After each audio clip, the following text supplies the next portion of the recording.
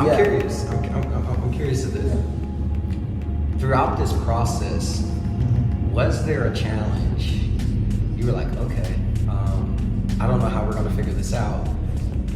And then how did you go about figuring that out? Man, there have definitely been those moments. I think like as we were designing like the brand and like the product, there were very specific things that you guys wanted to communicate, right? Like when we talk about, when we're looking at logos, we have like so many different logo revisions. We're picky. Let's just name it. We're picky. It's intentional. It's intentional, you know? And where we started with the logos, where they were super graphic and corporate. Bradley and I techy. spent like hours creating what we thought was like art. And then we got a challenge, we were like, alright, we maybe need to go back to the drawing board. Right. No, so I think like when I was thinking about that, like how do you really express community and how do you think about the different ways that it shows up? And I think also the concept of the metaverse was like really important as well.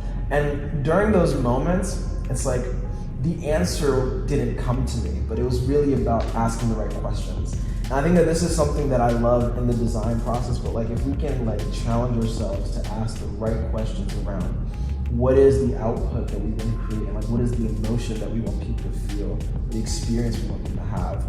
I think that's where we were really able to, you know, challenge ourselves to do something creative. And so that was a big one, just asking the right questions and like just us sitting down as a team and going through all the potential ways we could like articulate that, right? Like from like more youthful style logos that actually like more literally reflected a signpost to a logo that was so abstract that it looked like, you know, a luxury fashion brand. But like, you know, we wanted to feel like, okay, well, that's cool, but it still has to be self-evident to things that were like a little bit in the middle, you know? So I think it was kind of like, it's this process of feeling around, you know, you're not in the dark because you have a brief, you have direction, but I think that was really the process that we're going through. We're asking the right questions and we're putting pressure on ourselves to see all the different ways we can communicate it. What's the spectrum of communication that we can do? And then bringing that back and really articulating our vision to you guys so that you guys can like take that and compare it with what you intended originally, and we can kind of go from there. So I think that was the process. Now I do want to throw that question back to you because Brian always asks the hard questions, so you can't you gotta sit with this one too. Yeah, I think the toughest thing throughout all of this, for me, was trust. And what I mean by that is like, obviously, like when I hit you up on IG, literally, I think it was probably like a few hours after the checks I did, I was like, I already know who I'm going after. And I had been asking around, and was like, who y'all go to? And it's like, Wally, and they kept sending me Black Lotus, and I'm like, I was like, I got it. And so when I hit you up, I had a lot of belief, like in what you could be able to kind of, you know, do and elevate this.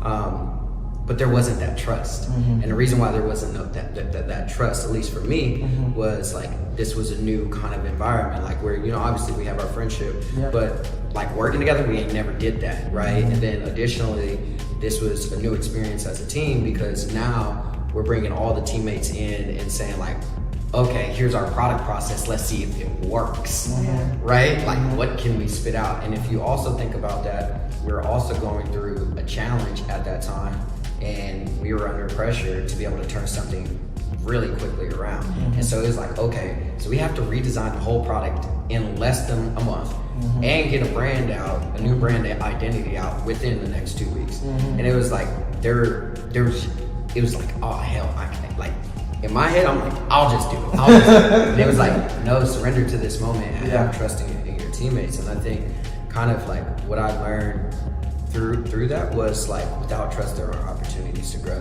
right? Because you don't allow people to kind of like make mistakes. And I think throughout that, I don't think there were really any mistakes throughout our process. I think it was just like different learning opportunities, because like where we thought we were going one week and then we came back after feedback and we were going to, it was just a beautiful discovery. And so like, yeah, for me, out of the whole thing, Trust was the biggest thing, and I think, you know, moving forward, I've learned to lead more with trust, right? And just continue to have that humility. And I think trusting, because I think that's a really important part. Like it's a lot of trusting one another, but then also trusting our work as a collective, right? Like the fact that we're all young Black entrepreneurs, like very often it's like, man, we have these ideas, but are they the right ideas?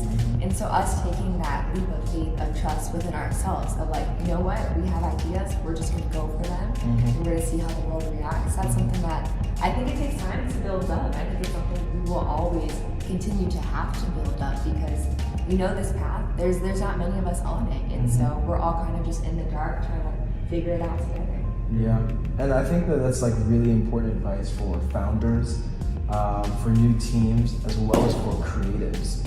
Because I think being able to trust someone outside of yourself to be able to do their job and to understand like their responsibilities and like where the team is trying to go, I feel like that's one of the biggest things. Because so often as a founder, like your vision is your baby, right? Like, and it can get so sensitive to the point where you want to do everything yourself. It's easier to do everything yourself than to try to explain all the different neurons that are firing in your brain and like write it down and clearly communicate it and then teach someone else to do it.